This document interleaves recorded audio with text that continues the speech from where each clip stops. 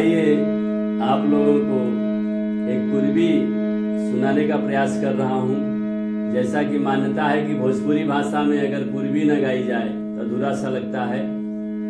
थोड़ा शेयर कीजिएगा और हमारे YouTube चैनल को लाइक शेयर सब्सक्राइब कीजिएगा।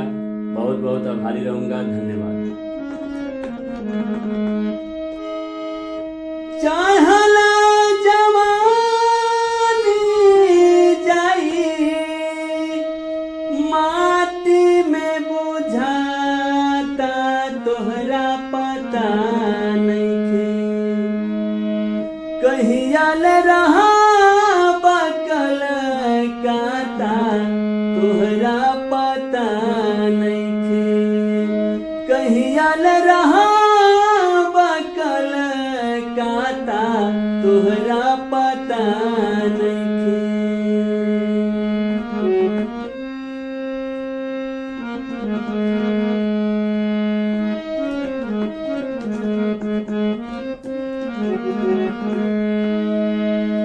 और जहिया से गइला नाही लिहला खबरिया सोचला कैसे हुई घर में मेहरिया घर में मेहरिया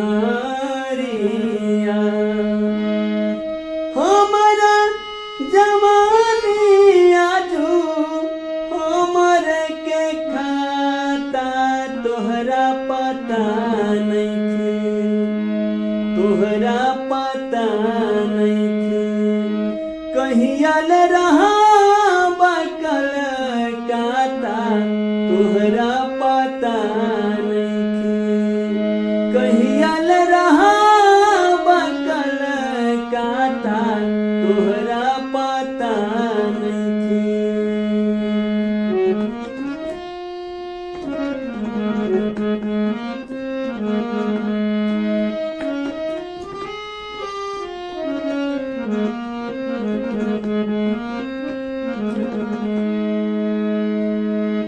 अरे जहिया से गइला सुना लागे चारों ओर हो अखिया के आजूले सुखल नाही लोर हो सुखल नाही लोर हो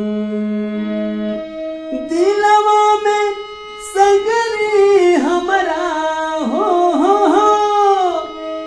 दिलवा में सगरी हमरा आगे उधियाता तोहरा पता नइखे कहियाल रहा बकल काता तोहरा पता नइखे कहियाल रहा बकल काता तोहरा पता नइखे।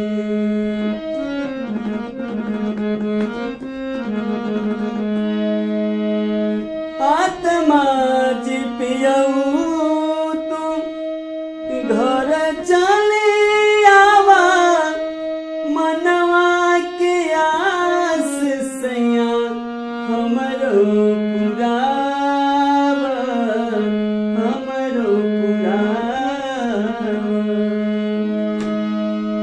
हर नवला देवनवा घर में नवला देवनवा घर में बड़ी लरियाता तोहरा पता नइखे हो कहियाल रहा बकल काता तोहरा पता नइखे कहियाल रहा बकल काता तोहरा पता नइखे चढ़ल जवानी जाई हो चढ़ल जवानी जाई माटी में बुझाता तोहरा पता नइखे कहियाल रहा बकल नइखे कहिया ल रहा बकल गाता तोहरा पता नइखे तोहरा पता नइखे तोहरा पता नइखे तोहरा पता नइखे